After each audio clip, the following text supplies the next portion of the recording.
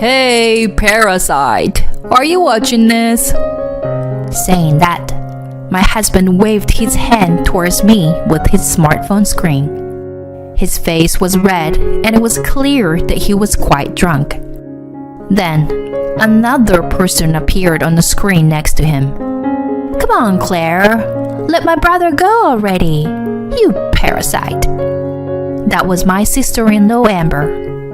These two call me a parasite who has no choice but to rely on my husband's income as a full-time housewife.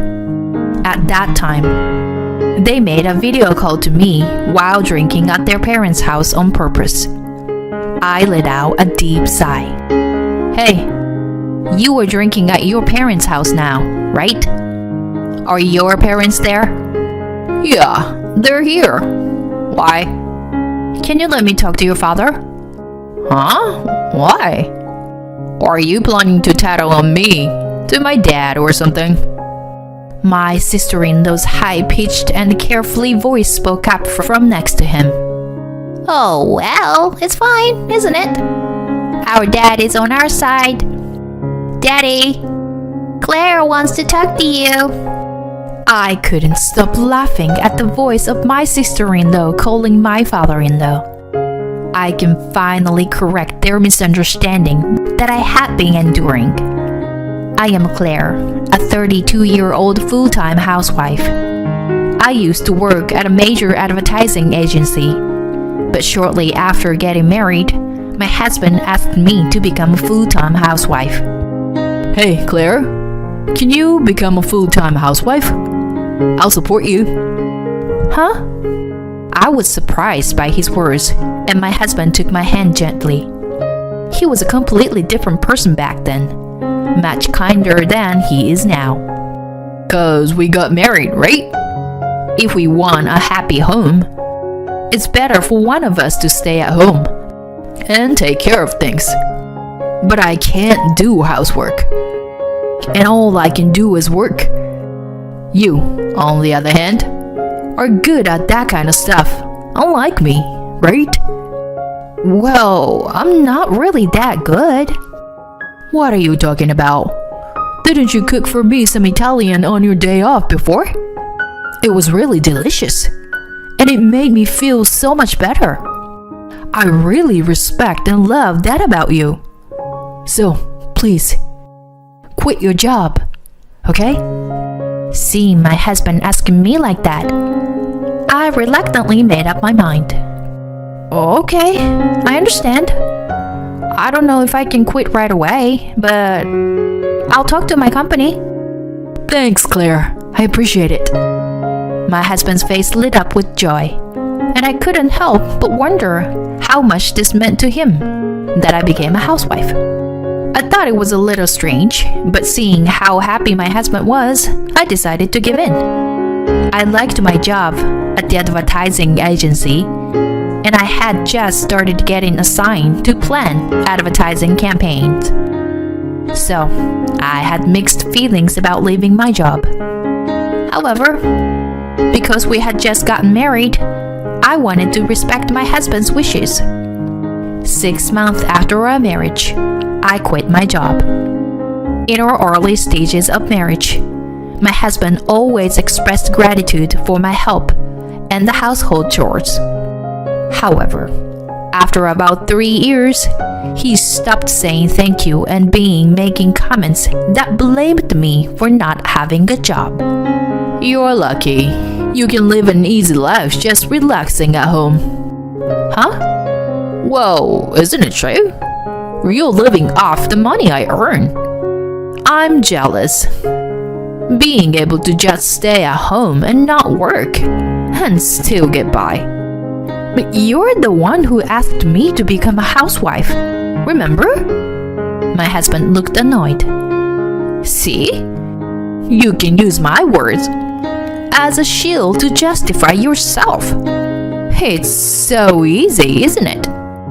Well then, if you were a housewife, focus more on household chores.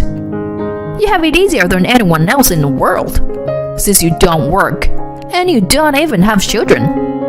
And yet, You always do things half-heartedly, don't you? He is probably referring to the frozen foods I received from our neighbor.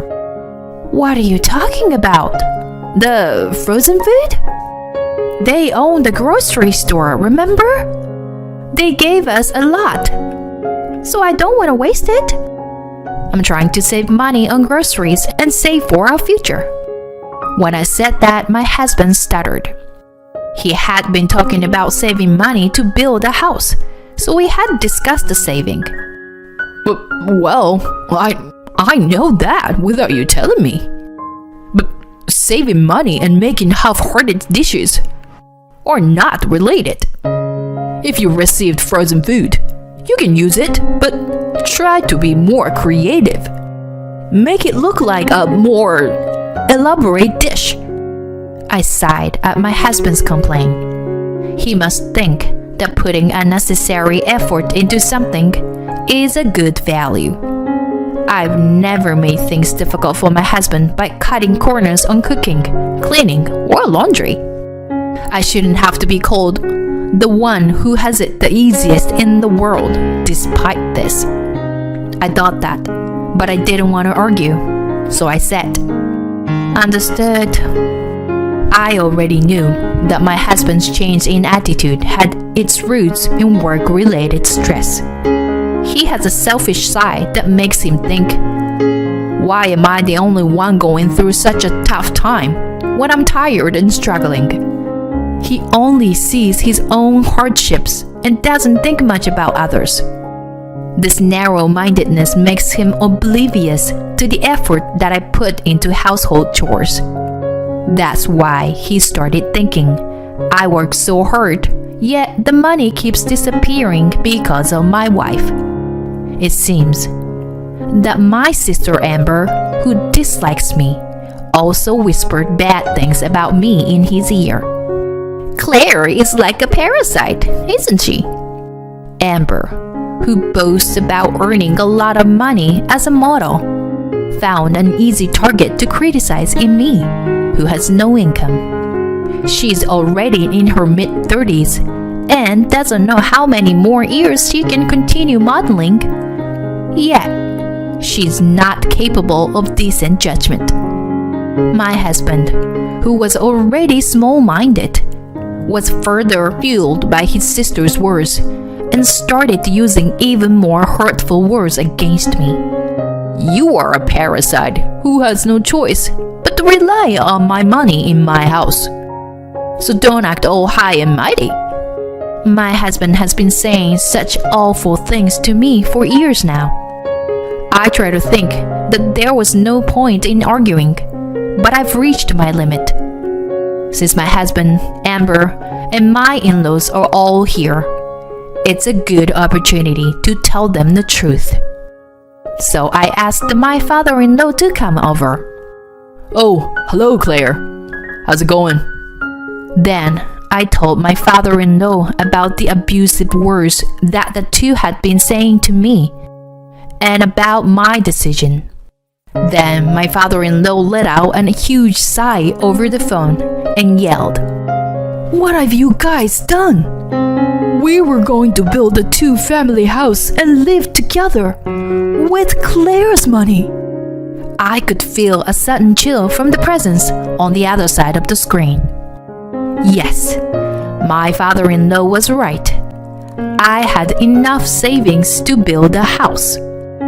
That was because I still had an income ever after quitting my job at the advertising agency. Actually, I had started freelancing from home and was making quite a lot of money. At first, it was just to pay off my student loans. After quitting my job as my husband had suggested, I couldn't repay my loans without any incomes. So I utilized my experience at the advertising agency and started searching for design jobs, including advertising. After I started working from home, my income increased rapidly, and I was scouted for many projects. By the time 3 years had passed, my monthly income had exceeded $10,000. since my husband said that he wanted to build a two-family home and live with his parents in the future, I saved most of my earnings for that purpose. I thought it would be a good use of my savings. However, I didn't tell my husband about it because I knew he had a habit of spending money recklessly. He might have suggested going on a trip or buying a large TV with my money. But I secretly told my in-laws because they had always been kind to me. I continued explaining to the screen until I started being called a parasite by Wayne and Amber. I didn't mind living with you and contributing money to build a two-family home at all. But their bullying towards me has been increasing year by year. Amber even asked me to set her brother free. So, I will do as she said and set him free. I will divorce him. So please forget about the new home. When I told my father-in-law, he shouted at his son and daughter with a trembling voice that even I could feel the vibration through the phone. You two. Why do you always do things like this? We've had to apologize to many people because of your rude behavior, he exclaimed, and my mother-in-law's voice joined in, sounding concerned. Hey, what is this? Why are you shouting like that? Wayne and Amber did it again. They spoke rudely to Claire, and now she's angry. She asked us to forget about the two-family house plan. What? No! My mother-in-law was shocked. I didn't know anything about that. So, there's nothing I can do, right? That's right. It's your fault for staying quiet. My husband and Amber also fought back, but the father-in-law's voice grew even more intimidating. It's because you guys say rude things. Their argument continued over the phone, and I listened silently for a while before I got tired and hung up. The next day, they all came to our house together and bowed their heads in apology. Claire, I'm really sorry. Wayne and Amber were completely unaware of their rudeness. My father-in-law spoke, and my mother-in-law also chimed in. We feel so bad. We're ashamed that we didn't teach them enough. We'll make sure that they will never say something like that again. After apologizing individually, they turned their sharp gaze to my husband and Amber. Claire, I'm sorry. I was the one to ask you to become a full-time housewife, but something was going on with my job. To tell you the truth, I was demoted recently, and I said some unnecessary things because of the stress. I wasn't serious about it, you know. Besides, if you can earn money, we'll be okay, right? Please, forgive me. You didn't start your abusive words at me recently, did you? I said, and then I took out my smartphone and played back the saved audio data. Don't act so high and mighty when you're just a parasite relying on my money in my house. It's really unfair to live off the other people's money when you have no income of your own, isn't it? You couldn't survive without depending on me, could you? Relying on others for everything might seem easy, but it's actually quite miserable. As the terrible words I received from my husband and Amber over the past few years echoed through the room. This is only a portion of what I have as data. Then my father-in-law raised his voice again. You! Did you really say such terrible things? How did you become such human beings? Well, what can we do? We didn't know we were being recorded. Amber still hadn't apologized to me even once, and her rebuttals were not only quick, but also poorly thought out. Despite this, Amber glared at me with sharp eyes.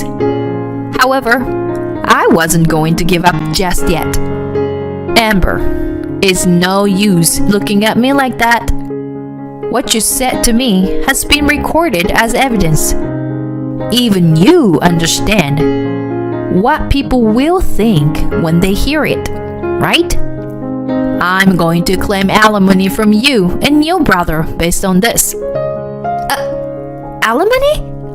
Amber's voice flipped over, and my husband's tone was also disrupted as he opened his mouth again. Wait a minute.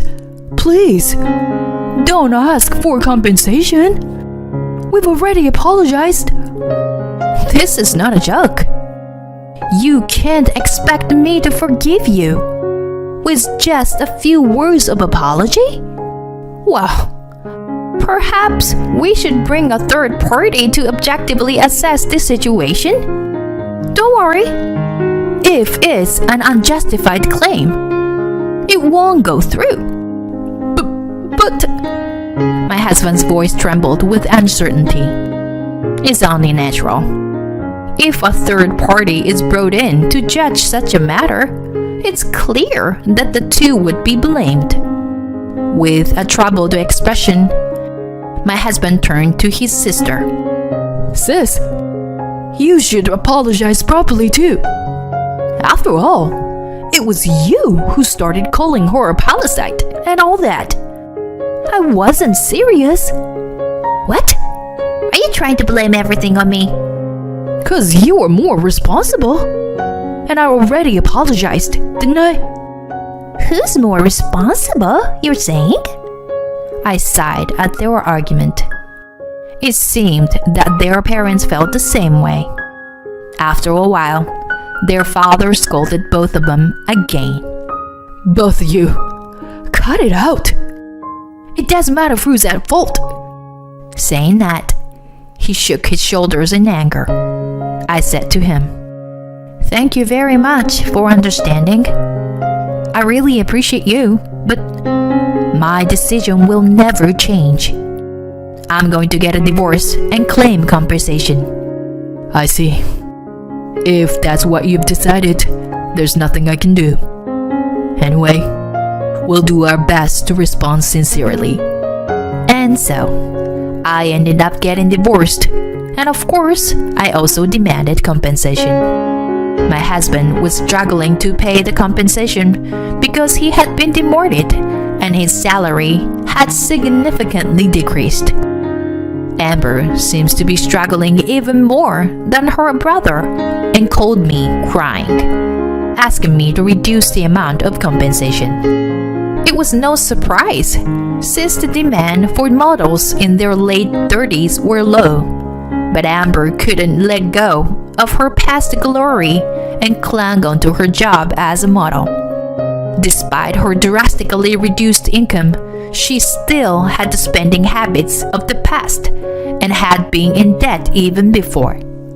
I didn't sympathize with her and refused to reduce the compensation. In the end, both my ex-husband and Amber had to rely on their parents and move back to their home. Who is the real parasite here, I wonder? As for me, I resumed working at the advertising agency and obtained permission to continue working as a freelancer.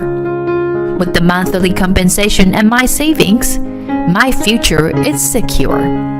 I can now do what I love and enjoy my life to the fullest. I ran out of my house with only my valuables and waited for a taxi on a busy street. I looked around nervously, but I didn't know what I was running from. I didn't understand how I had ended up being forced to run away instead of enjoying my honeymoon, which I had been looking forward to.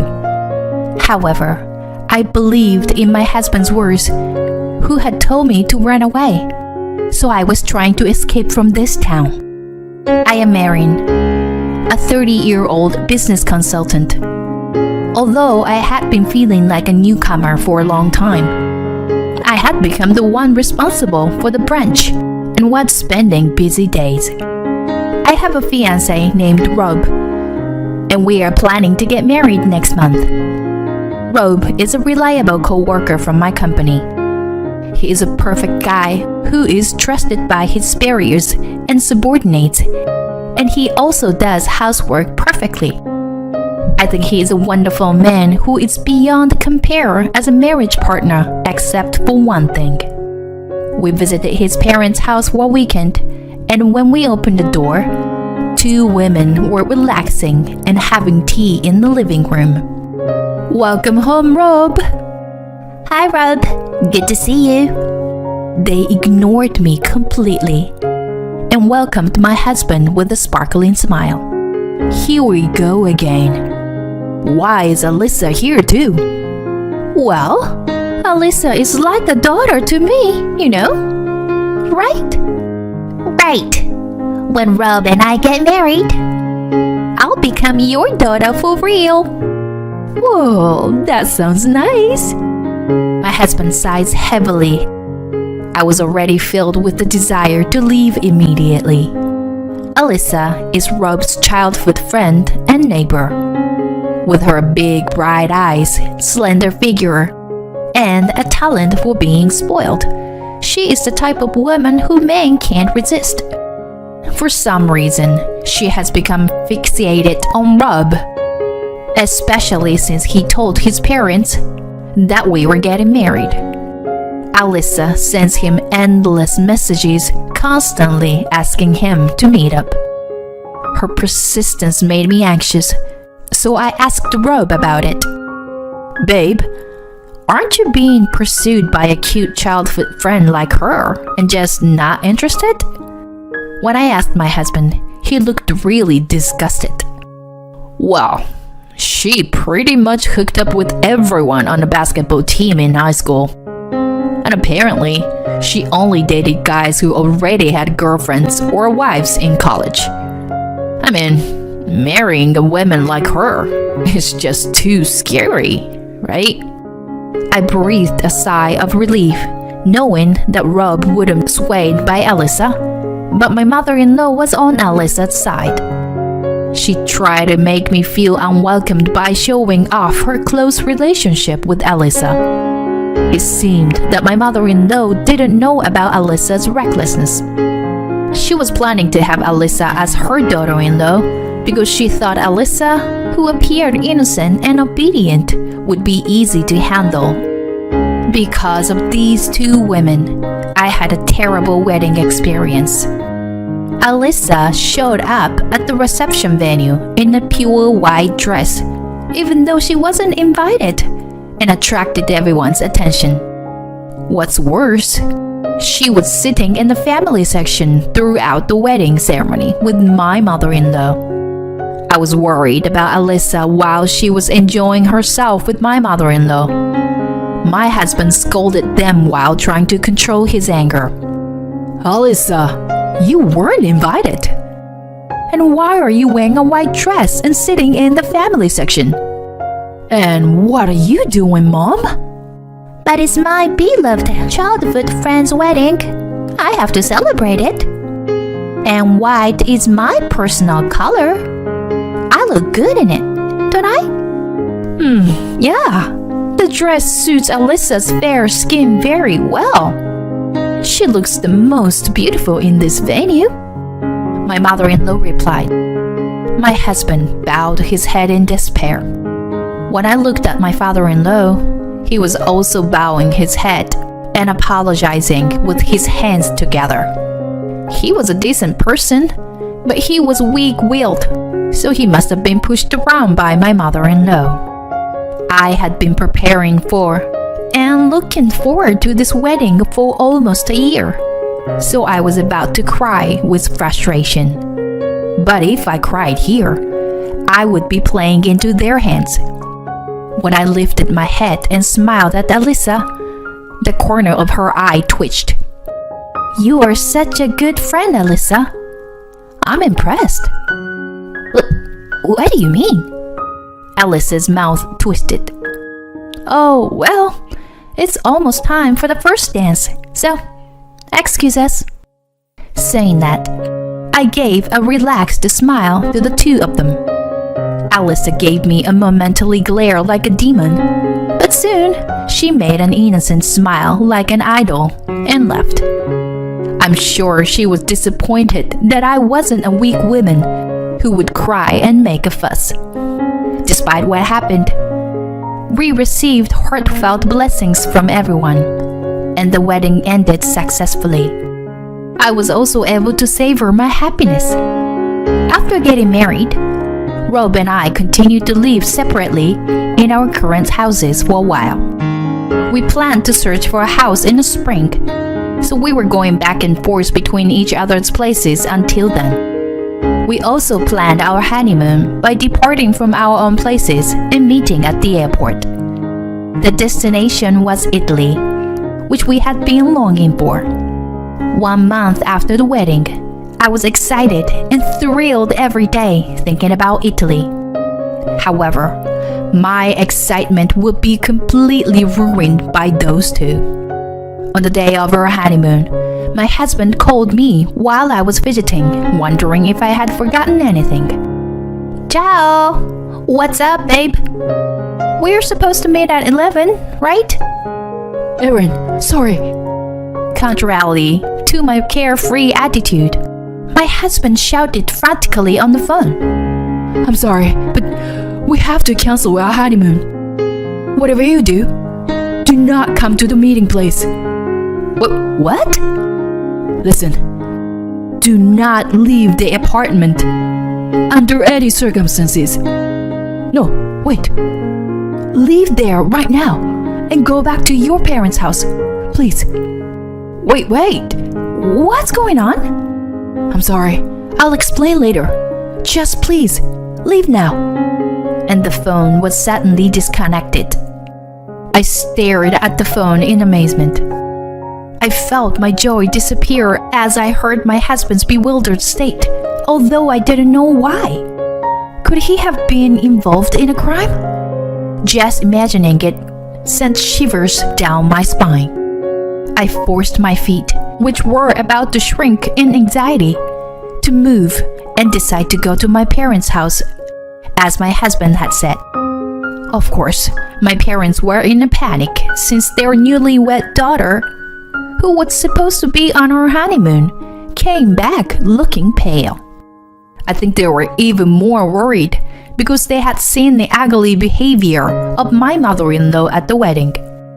I was in trouble because I didn't even know why I was there and wanted to explain the situation.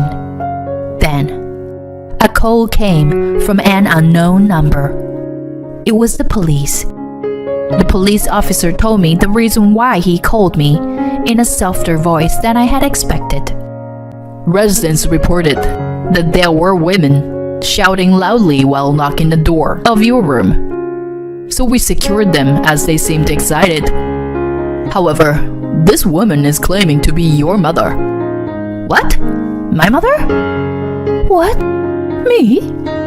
I exclaimed, and my mother, who was right next to me because I had to put the call on speakerphone, also shouted in surprise. The police were surprised to hear my mother's voice. I was also momentarily stunned, but I soon realized who the women were. It was my mother-in-law, and probably Alyssa was with her too.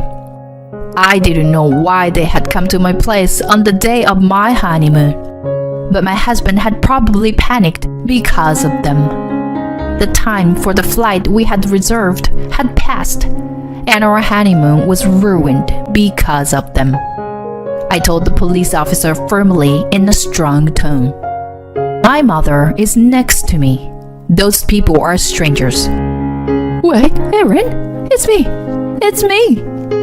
My mother-in-law shouted on the other end of the phone, but the police officer seemed to sense something. Thank you for your cooperation, ma'am. I hung up the phone after hearing these words. Probably my mother-in-law and Alyssa had come to my apartment to harm me. Several hours later, late at night, my husband appeared at my parents' house. As expected, it was my mother-in-law and Alyssa who had been taken care of by the police. They had planned to detain me when they learned that we were supposed to meet at the airport. Their scenario was like this.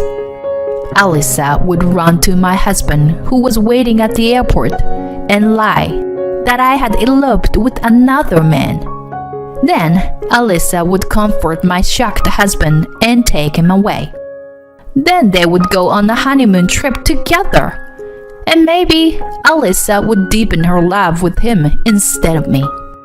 It was such a ridiculous plan, and I couldn't help but be amazed by their shallowness. But their plan wasn't just that. After detaining me, I was supposed to be taken to a man picked by my mother-in-law. He was a 45-year-old unemployed man who was her brother. They had even put Alyssa's cousin on standby in a car for this purpose, which sent shivers down my spine. The reason why my husband knew about their terrible plan was thanks to my father-in-law. He happened to encounter my mother-in-law and Alyssa discussing their plan on the day of our honeymoon and contacted my husband. My husband and father-in-law went to the police to handle everything and finally came to my parents' house. My husband apologized for canceling our honeymoon and for his part in handling everything. He had done everything he could, but he looked exhausted after just one day. I was sad and frustrated, but I couldn't blame him.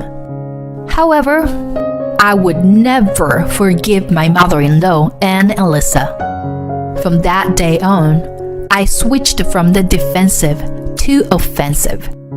First, I demanded that they pay for the cost of repairing the apartment door that they had broken, as well as compensation to the management company for the inconvenience caused. I even demanded that they pay for the cancellation fee of the honeymoon trip, which cost almost $15,000 in total. Of course, the two of them resisted. It's not my fault. It's Rob's fault for not being honest, even though he likes me. I just want your happiness, Rob. All right, I understand. Oh, yeah? Rob, I know you have feelings for me. I mean, if you are not willing to pay, then we will have to take this to court. Huh? Court? If this goes to court, I'll have to pursue the fact that you tried to kidnap my wife too. And then the cost and the compensation will go up. When my husband mentioned the word court, my mother-in-law began to tremble and Alyssa burst into tears. Rob, will you forgive me? Right? I'm important to you, right? No, and no. I will never forgive you. Alyssa let out a small scream as my husband glared at her with cold eyes. How can you do this to me? But you love me too, don't you, Rob? How can I love a woman who'd string multiple men at once, including married men? My mother-in-law looked shocked when she heard this, and I also supported my husband. You said you liked Rob, but wasn't it only after I got engaged to him? I bet you suddenly became interested in him as soon as he belongs to someone else. Wait, what? You, Alyssa. Alyssa's eyes swim with agitation, and she points to my mother-in-law and yelled, Rob, your mother was trying to use me because she didn't like Erin. Alyssa, are you really trying to put the blame on me? Rob, she's lying. I was trying to stop her, you know. As the two of them started arguing and almost getting into a fight, Alyssa's parents and my father-in-law intervened and settled the matter. They decided to split the costs equally. Alyssa's parents, who had not noticed their daughter's outburst, apologizing profusely. We also made a written agreement that if Alyssa and her mother approached us again, there would be penalties. The plan had failed, but it was too malicious for us to forgive them. 3 years later, we were living peacefully with our son when a man visited us. He introduced himself as Alyssa's fiancé, dressed in a smart, expensive suit. When he went to Alyssa's family home to greet her parents, he happened to meet one of her classmates. And the classmates told him about Alyssa once being obsessed with my husband. We hadn't heard her name in a while and were taken aback. That classmate was probably someone who attended our wedding and witnessed Alyssa's misconduct. I heard that Alyssa was planning to steal you away or something like that. I thought it was just a joke, but I noticed that Alyssa looked pale and shaken. So I did some investigation. You and Alyssa are childhood friends. You're not with her, right? Of course not. We've never even dated. Rob's statement put Alyssa's fiancé at ease. Rob continued. However, there's a possibility that she's dating someone other than me. Huh? The Alyssa I know seems to be going on dates with different men every day. She even showed up at our wedding in a white dress and confidently sat in the groom's family section without being invited. That's... If you were going to investigate, I think you should widen the scope beyond just me. Yes. Thank you for your time. Excuse me. Then Alyssa's fiancé replied in a barely audible voice and left our home unsteadily. It seems that Alyssa's fiancé was the son of a well-known company president and financially stable. But his family was furious when they found out about Alyssa's deception. Not only had she been seeing other men while engaged to him, but there were several of them, and he had broken off the engagement and was also demanding compensation for damages. On top of being abandoned by her fiancé, she was also in debt. It's time for her to realize that a life of deceiving others is coming to an end. I don't really care about her, but it's so satisfying to see her get what she deserves. On the other hand, it seems that my mother-in-law and Alyssa engage in catfights every time they see each other, which is caused by the fact that they live nearby. I feel sorry for the neighbors who are forced to witness their ugly fights. In addition to that, my mother-in-law seems to be restless every day because she can't even meet her first grandchild. While my father-in-law happily comes over to our house with baby supplies, she watches him leave while biting her nails. Although she had sent baby clothes and toys to us a few times, I returned them without even looking inside. Amidst not being able to see her grandson or son, she must be grateful for the kind presence of her husband. As for my own family, this year, when my son turns 4 years old, we are planning to make up for our cancelled honeymoon. We are going to Italy. The unpleasant memories of the day are fading day by day, but I want to make unforgettable sparkling memories that will last a lifetime this time. Ciao! Ciao. You're good. Alright, next is buongiorno. Buongiorno. I smile as I watch my beloved son and husband practice Italian in the living room. They are my happiness, and I will cherish them as long as I live.